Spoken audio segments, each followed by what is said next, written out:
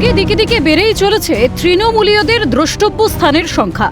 আবার তৃণমূলের আরও একটি রাজপ্রাসাদের খোঁজ, সৌজন্যে কালনার প্রাক্তন বিধায়ক দেবপ্রসাদ বাগ। গাঢ়াকা দেওয়ার পরে মঙ্গলবার ভোরে দেবপ্রসাদকে গ্রেফতার করে পুলিশ। ত্রাণ সামগ্রী বেআইনিভাবে মজুত রাখা ও আত্মসাতের অভিযোগ রয়েছে তার বিরুদ্ধে। এবার সেই প্রাক্তন বিধায়কের বিশাল অট্টালিকা দেখল বঙ্গ। কালনায় ঝাঁ চকচকে সাদা বাড়ি, আধুনিক আসবাবপত্র সুসজ্জিত। সামনে থাকা দিঘির ওপর থেকে দেখলে মনে হবে রাজপ্রাসাদ থেকে কিছু কম নয় দেবপ্রসাদ বাগের বাড়ি। তদন্তকারী দল ও কালনা থানার পুলিশ তল্লাশি চালানোর সময় এই বাড়ির মাটির নিচে একটি গোপন সুড়ঙ্গ ঘরের সন্ধান পায়। মাটির তলায় ওই গোপন ঘর এবং বাড়ি থেকে প্রচুর পরিমাণে বেআইনি সরকারি ত্রাণের কম্বল, ত্রিপল, জমি সংক্রান্ত গুরুত্বপূর্ণ দলিল ও অন্যান্য নথি উদ্ধার করা হয়েছে। আমি যদি বাড়িটা দেখাই তাহলে বোঝা যাবে যে এই বাড়িটা কি প্রাসাদ সম বাড়ি। এই বাড়ি কিন্তু সিল করে দিয়েছে পুলিশ। এখানে কিন্তু ঢোকার অনুমতি নেই কারুর। দুই পাশে আধা সামরিক বাহিনী জওয়ান যারা আছেন, যদি একটু দেখা যাবে আধা সামরিক বাহিনীর জওয়ান যারা আছেন তারা কিন্তু পাহারা দিচ্ছেন। মানে নিশ্চিত নিরাপত্তার মধ্যে রাখা হয়েছে বাড়িটা। তার কারণ হচ্ছে বাড়িতে রয়েছে অনেক এভিডেন্স। এই বাড়ির নিচে রয়েছে একটা আন্ডারগ্রাউন্ড ঘর। সেই আন্ডারগ্রাউন্ড ঘরে কিন্তু বহু সামগ্রী পাওয়া গেছে, কিন্তু পুলিশ সেটা বলতে নারাজ কি পাওয়া গেছে। একসময় সাধারণ জীবনযাপন করলেও ক্ষমতায় আসার পর ঘটকপাড়ায় তিনি কয়েক কোটি টাকা ব্যয়ে এই বিশাল চোখ ধাঁধানো প্রাসাদোপম অট্টালিকাটি তৈরি করেন। আবার প্রাক্তন বিধায়কের রয়েছে দামি জুতোর শখ। বাড়ির শোকেসে সাজানো রয়েছে হাজার হাজার টাকা মূল্যের বেশ কয়েক জোড়া জুতো। প্রাক্তন বিধায়কের বিলাসবহুল জীবনযাপন দেখে ভিমড়ি খাচ্ছেন অনেকেই।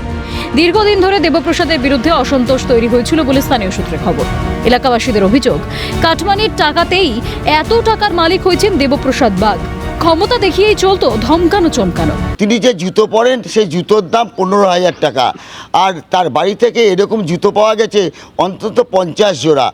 একদম নিশ্চিত।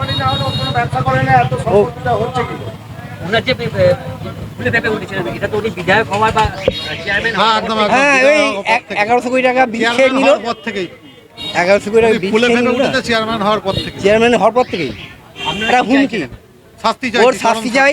আমার বন্ধুর মানে যে ছেলেকে মার্ডার করেছে, ওর ছেলে, তার শাস্তি চাই আমি। আছেন, ঠিক আছে, ও ক্ষমতার বলে মানে ক্ষমতার বলে টাকার মানে এসে আমার কেসটাকে পর্যন্ত মানে ডিসমিসের জায়গায় নিয়ে চলে গেছে। যাই হোক, এখন হাইকোর্টে ওইটা পেন্ডিং আছে, ঠিক আছে। তার কারণ ও আইনকে আইন বলে মনে করে না, মানুষকে মানুষ বলে মনে করে না। একটাই ওর শুধু টাকা দাও, মানে যেই দিক থেকে পারবে ওর সব জায়গা থেকে শুধু। তৎকালীন বিধায়কের জীবনযাত্রা এবং সম্পত্তি নিয়ে প্রশ্ন তুলেছে বিজেপিও।